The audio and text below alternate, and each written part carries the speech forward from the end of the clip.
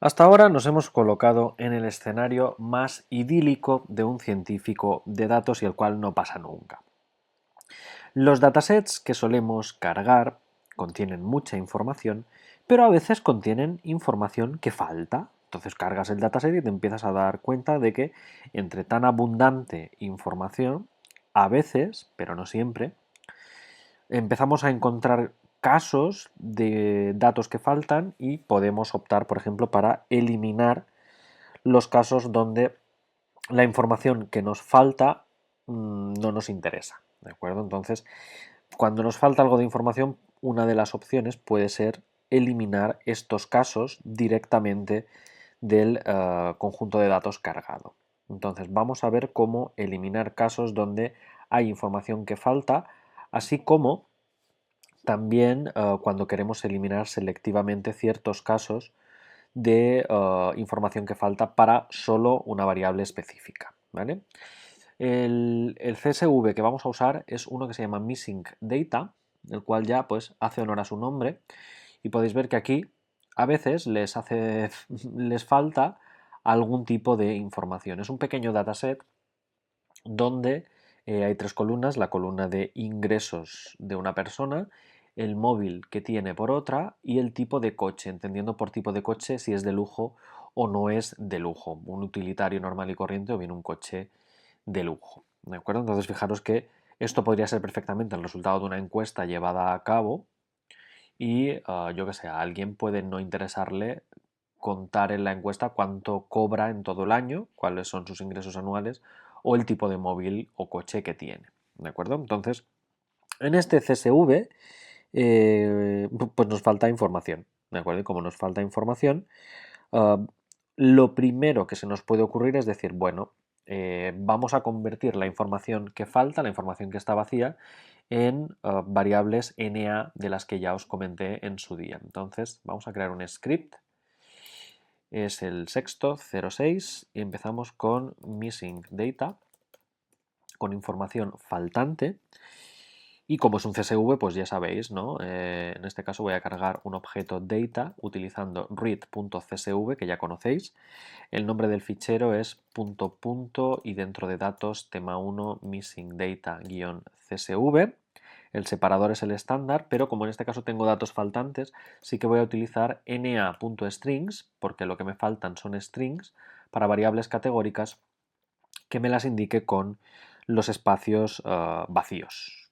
Entonces cargamos los datos y fijaros que los datos han sido cargados correctamente y que básicamente donde había espacios en blanco en alguna de las columnas, R me lo acaba de convertir en NAs, que ya es al menos un inicio, ¿de acuerdo? Todo lo que fueran huecos vacíos, huecos sin nada de información, con la sentencia na.strings han sido transformados en variables de tipo NA. Bueno, es un inicio, ¿vale? Es un inicio.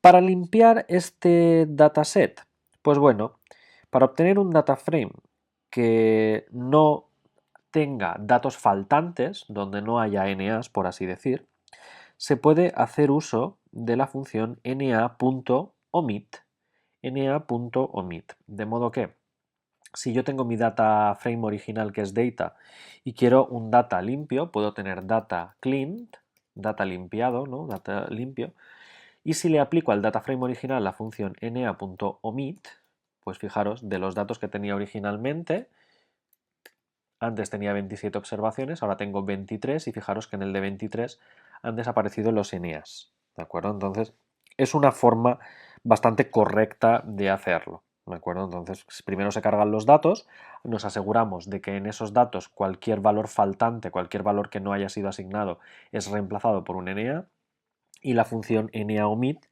destruirá las filas donde hubiera NA y me obtendrá un primer data frame filtrado, un primer data frame limpio, ¿de acuerdo? De modo que el data cleaned solo tiene los casos del data frame original que no tuviera información que faltara por allí dentro. La función naOmit es una función que internamente utiliza otra función llamada isNA. IsNA es una función que nos permite averiguar si alguno de los argumentos que le hemos pasado es de tipo NA, no disponible, recordad, not available. Cuando se aplica a un valor simple, nos devuelve un valor booleano, y cuando se aplica a una colección nos devuelve un vector de booleanos. De modo que, por ejemplo, en el dataframe original, fijaros que en el dataframe original, donde estás aquí, en la fila número 4, columna número 2, tenéis un NA, que no sabemos qué tipo de móvil tiene este señor de aquí. Si yo hago la pregunta is.na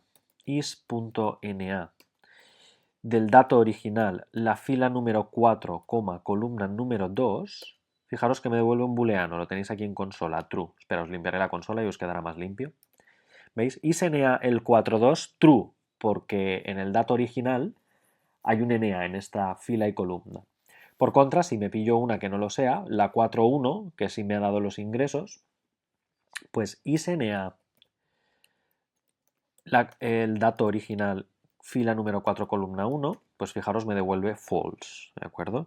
Si se lo aplico, como os digo, a toda una fila, a todo un vector de datos, a toda una colección, pues me devuelve un objeto de tipo vector. En este sentido, pues yo podría preguntarle si son NA los ingresos de toda esta gente. Entonces podríamos hacer is.na y recordad del dato original data, para quedarme con la columna de ingresos, puedo usar la sintaxis de dólar y quedarme de las tres columnas, ingresos, tipo de teléfono y tipo de coche, con la de ingresos, compilamos y fijaros, esto es un vector que tiene el mismo número de entradas que filas tuviera mi dataset original.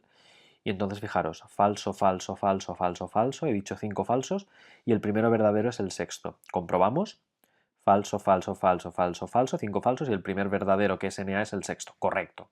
Entonces la función isNA tanto puede aplicarse a números, a valores, mejor dicho, concretos, como a colecciones completas para extraer, extrapolar información de los datasets o sí, los data frames que hayamos cargado hasta ese momento.